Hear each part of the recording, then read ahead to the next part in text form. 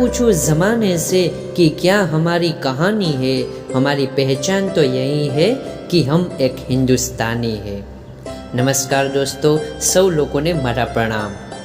ઘણી ઇજ્જત, ઘણો સ્નેહ, ઘણી લાગણીઓ આપી, ઘણી ઇજ્જત, ઘણો સ્નેહ, ઘણી લાગણીઓ આપી હું લપસું એ પહેલાં જેને મને 100 આંગળીઓ આપી। સૌપ્રથમ એવા પરમ કૃપાળુ પરમાત્મા શ્રી કૃષ્ણના ચરણમાં કોટી કોટી વંદન। દોસ્તો, અહીંયા સૌપ્રથમ આપણે મહેમાનોને, આપણે ગુરુજનોને પ્રણામ કરીશું। તો અત્રે ઉપસ્થિત ભવિષ્યના ભારતની ભૌતિક સંપ્રદા, આદરણીય ગુરુજનો તેમજ તમામ વડીલોને આકાશ શાહના સહસ વંદન, સહસ પ્રણામ। દોસ્તો, અહીંયા આપણે બધા 15મી ઓગસ્ટ એટલે કે સ્વતંત્રતાના દિવસે એકત્રિત થયા છે। 15મી ઓગસ્ટ 1947ના રોજ અંગ્રેજો સામે આપણને આઝાદી પ્રાપ્ત થઈ। દોસ્તો, આજે સૌથી પહેલાં હું એ સ્વતંત્ર સેનાઓને નમન કરીશ કે જેને આ દેશને આઝાદ કરવા માટે સબ કુછ દાંવ पे लगा दिया।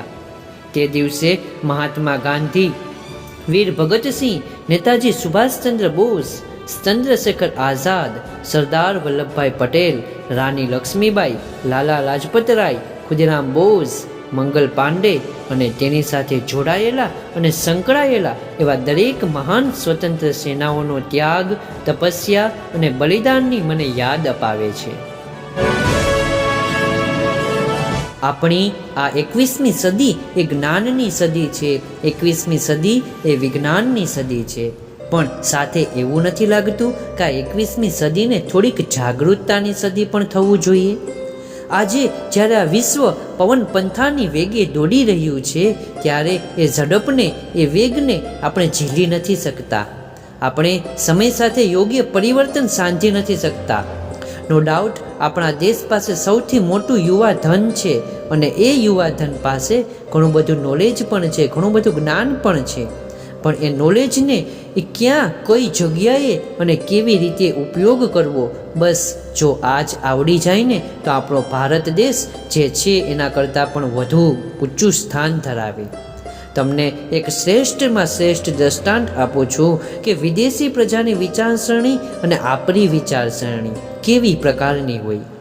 કે વિદેશી પ્રજાની વિચારસરણી કંઈક આવા પ્રકારની હોય છે કે જો એ કરી શકે છે તો હું પણ કરી શકું છું, કે જો એ કરી શકે છે તો હું પણ કરી શકું છું, અને જો એ નથી કરી શકતો તો એ તો હું ચોક્કસ કરીશ જ।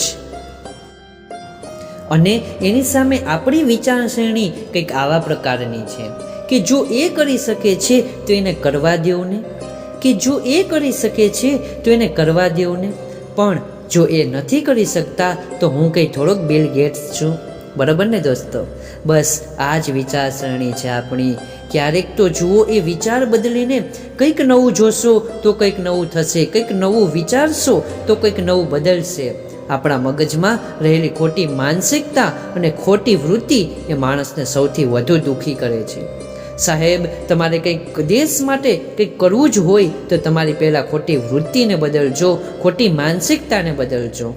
કારણ કે જો તમારી અંદર રહેલી ખોટી વૃત્તિ બદલશે તો પ્રકૃતિ બદલશે, અને પ્રકૃતિ બદલશે તો કાર્ય અને ક્રિયા બદલશે, અને ક્રિયા બદલશે તો તમારું પરિણામ 100% સારું અને સરસ જ આવશે।